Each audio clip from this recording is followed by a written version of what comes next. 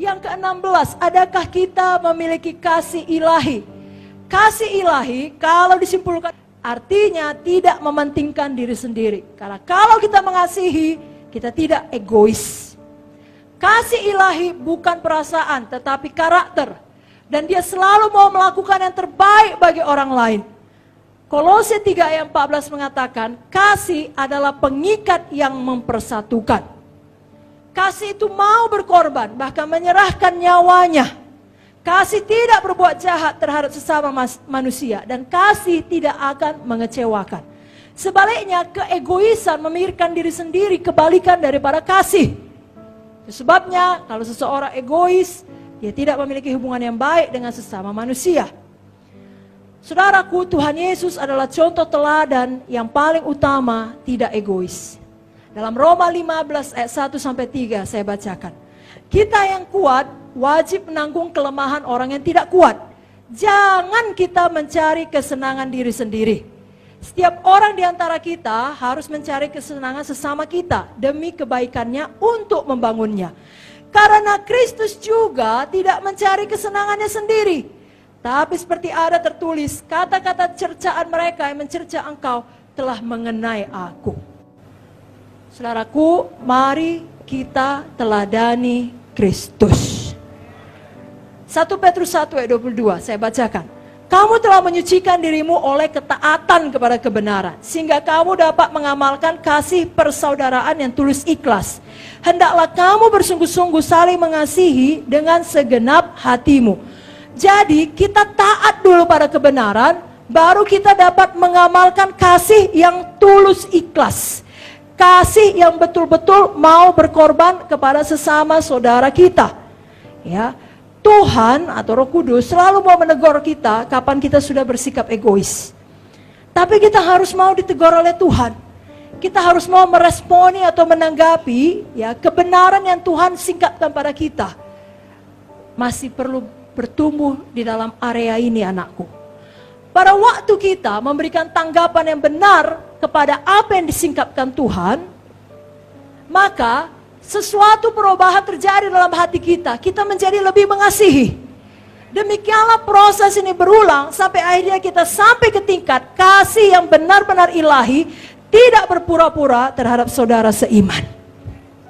Respon kita terhadap terang Tuhan, terhadap teguran Tuhan akan keegoisan kita akan menyembuhkan semua bagian-bagian hati kita yang gelap, yang bingung, ataupun di mana tidak ada persatuan dalam gereja kita. Tuhan akan menyembuhkan itu semua. Karena terang Tuhan memimpin kepada kasih dan kepada persatuan. Saya bacakan 1 Yohanes 1 ayat 7.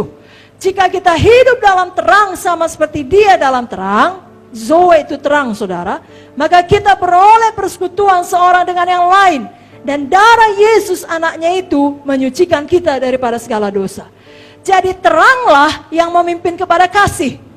Tidak ada jalan lain untuk dapat sampai kepada kasih selain berjalan di dalam terang. Persekutuan atau persatuan kita satu dengan yang lain harus didasari berjalan dalam terang. Hanya teranglah yang memimpin kepada kasih dan persatuan sejati. Sudah mengerti? Jadi tidak perlu kita heran.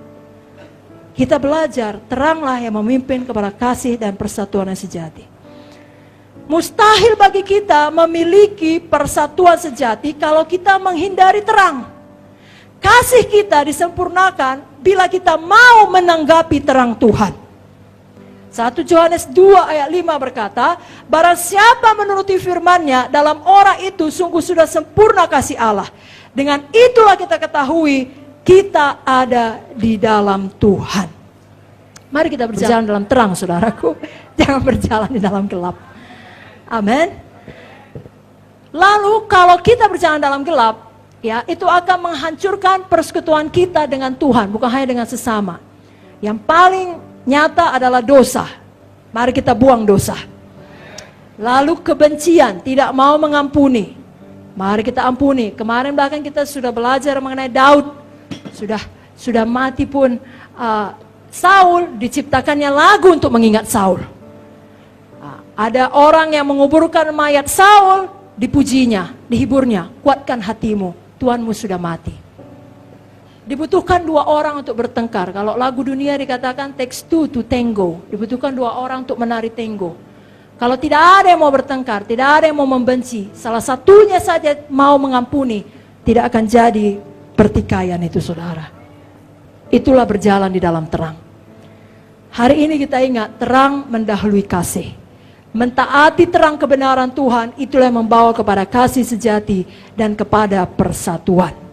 Mari kita angkat tangan kita, katakan, saya berjalan dalam terang, saya buang semua dosa, saya tidak terikat 3G, saya berjalan dalam kasih, saya mengampuni semua orang. Ada amin? Amin. Karena memang dunia zaman sekarang butuh kali orang-orang yang penuh kasih Yesus. Saudaraku, dunia zaman sekarang adalah dunia yang buas. Izinkan saya membaca 1 ayat dari Titus 1 ayat 12 sampai 13. Pada akhir zaman ini, menurut Matius 24 ayat 12, kasih kebanyakan orang menjadi dingin. Betul, saudara? Kita tidak mau termasuk di dalamnya. Walaupun banyak kedurhakaan, banyak orang berontak, kasih kita tetap panas. Mari kita tetap mengasihi semua orang pada akhir zaman ini. Seperti surat Paulus kepada Titus yang akan kita baca. Mari kita baca sama-sama. 1, 2, 3, ya. Seorang dari kalangan mereka, nabi mereka sendiri pernah berkata, dasar orang Kreta, pembohong, binatang buas, pelahap yang malas. Kesaksian itu benar. Karena itu tegurlah mereka dengan tegas supaya mereka sehat dalam iman. Kita sejahat apapun jemaat kita, enggaknya kita bilang dia binatang buas. Atau ada kita sampai bilang binatang buas semua jemaat gitu kan, enggak. Tapi itulah yang terjadi kepada orang-orang Kreta yang dilayani oleh Titus. Sangat jahat, pembohong, binatang buas, pelahap yang malas. Tetapi Titus tetap mengajar mereka sebagaimana yang diajarkan oleh Paulus supaya mereka berjalan dalam kasih ilahi. Dalam Titus 2 ayat 2 dikatakan, laki-laki yang tua hiduplah sederhana, terhormat, bijaksana, sehat dalam iman, dalam kasih. Titus 2 ayat 3, perempuan yang tua hidup sebagai orang beribadah, jangan memfitnah, jangan menjadi hamba anggur, cakap mengajar hal-hal yang baik. Titus 2 ayat 4, perempuan muda kasihi suami, kasihi anak, hidup bijaksana, suci, rajin mengatur rumah tangga, baik hati, taat.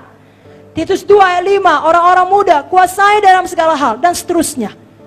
Sekarang ini pun mungkin ya dunia di sekitar saudara seperti orang Kreta, pembohong, binatang buas, pelahap yang malas.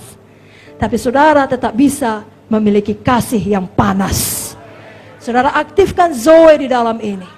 Karena memang dunia terhilang membutuhkan orang-orang yang rela hidup sebagai Kristus-Kristus yang penuh kasih. Saudaralah Kristus-Kristus kecil di dalam dunia sekarang ini. Amin, saudara.